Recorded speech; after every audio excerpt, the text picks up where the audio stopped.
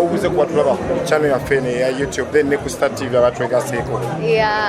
Abatwa mwena amanya gange bamtana abakozi Patricia spokesperson wa Triplets Ghetto Kids Uganda era ngadi musanyufu nnyo kubeera ko ku mpeoza olwaleero. So Patricia twali tukola ki olwaleero? Olunaku olwaleero tuwadde ne press conference y'omuyimbi Spice Diana the Star Girl zegwepita mukulu wange era ina shonge naku z'omwezi 17 January naye ng'ate neera tewerabira olubaku ya Spice Diana 17 January to the Ghetto Kids again in the same place for Freedom City. So njagala tutegere Spice Diana mutimiza naye mumuyambye ki mu concert eneja kuba wine ebigambo yogedde wali ku platform obadde. Spice Diana kyenyinza soko bagamba nti amazina go tugamuyigiriza era nakyo naye yakibagambyeko bayogeddeko ku badansi abagenda ozina amazina go agakoze amazina tugamuyigiriza tukoze ebintu ebyenjawulo nga we wawulidde nti choreographer agenda bawanjawulo nnyo yabyonna tugezeza kulaba nga tumuyambako omusomangeyo. So Patricia emabega ko twalina nga Triplets wa Ghetto Kids mwina obuzibu obwaliwo kyagwa kitya?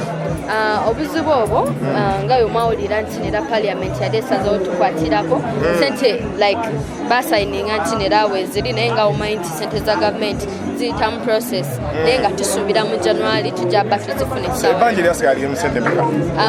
Zali million 12 naye nga jjukira kati akadde kabadde kayiseeko nti mubeeramu interest ya 20% nti show eno weenaggwa show yaffe bagiyita mujje tuyambe Triplets nti neera 20% eyo sente zinaava ku show zijja also contribute nga kubalansa n'abasigaddeko kwongerezako ku za parliament. Ofunze gavumenti sente zeyabasuubiza temunazifuna? Kubanga naye nga like wali sign nti neera zaffe date gyemumanyi gyemuteekeddwa ozifunirako? Date tenaba kuba tebanagi kya bulungi naye nga tuli mu process nti kashuwa nti bweziri sente. So tutunulire Patricia ne funding eyali eva ebweru ewa French Montana newala gye muze mukola so kiri kita French Montana teyabaddukira mweno mbeera mu mbeera eyo gye twali temunamutuukirira mwengamu twali twamuwandiikira mu mbeera eyo gye twalimu naye like woba wabigobererako French ebyo ebiseera yali mu koma yali mulwadde yalina obuzibu obumuluma naye nga ebbasa twagiwandiika that means naye yalinamu ebizibu byeyenga y'omuntu naye kati yawona agenda atereera yatomanya ki ekinajja mu maaso kubanga twakola naye tekyategeeza nti twafuna oba banko baki just okuyamba guba mutima ebbasa wanagiraba then. So Ghetto Kids oba Triplets tuli bameka mu namba abaliwo? Abadansa tulinga is it 10 kuba waliwo kati generation ya Patricia waliwo generation ya buli obutonga emuzenga mbiraba naye nga Triplets ewaka we have 30 kids then n'abalala babeera ebweru bebayambayambako empolampola nga tebalina kitole naye nga just so nga mubayambako.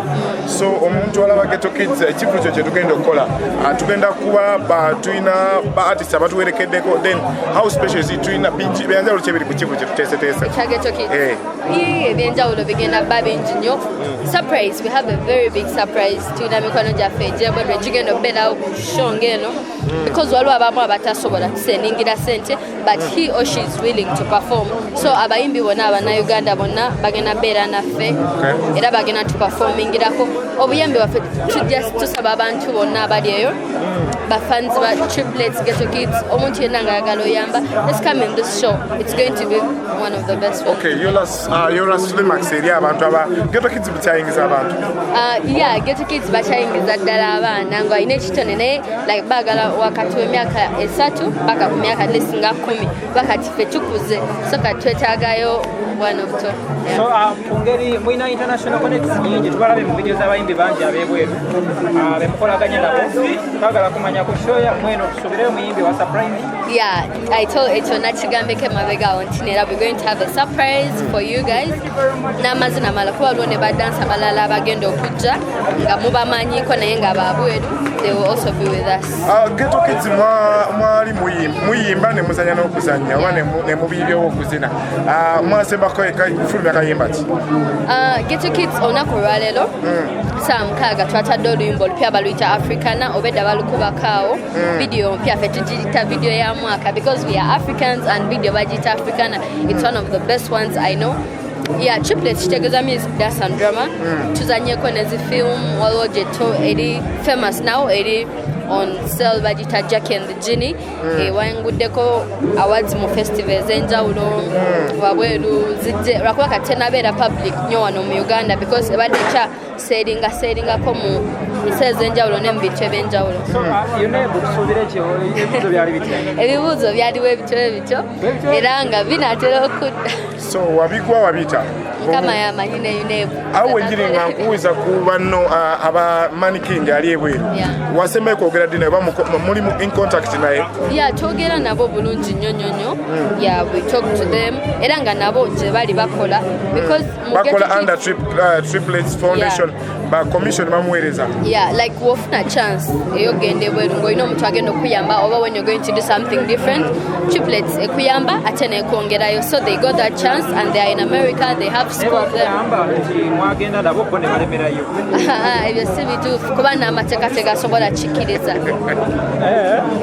Okay, lastly ng'odduka abantu babe kapeera bagambye mulibimba oluyimba olupya Africa. Akapeera nanti kati essaawa eno nanti bakabawadde naye siri bulungi nnyo nga oli. Ani awandika music wabwe? Bwe tulina barayita banjawulo waliwo this famous guy banjawulo lwakuba abamu sibamanyi bulungi mannya gaabwe naye nga bangi abaliwo kutusupportinga ffe nga Ghetto Kids.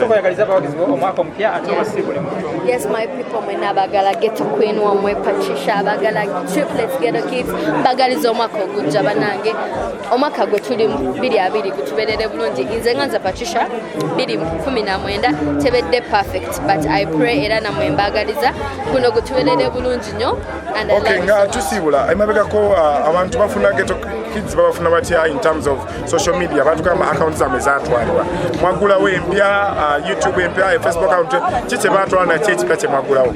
Ghetto Kids twagula kuba Facebook yaffe bagihackingamu ne YouTube ne bagihackinga naye tulina YouTube empya bagiyita Triplets Ghetto Kids Official kubanga omanyi YouTube kuno buli muntu wakomolaba video n'ofunayo nakasente. Then waliwo tulina ne page empya eya Facebook bagita Triplets Ghetto Kids nayo jajiraba kuba eri yali verified. Okay, yali verified baji hacking. Okay, Alright.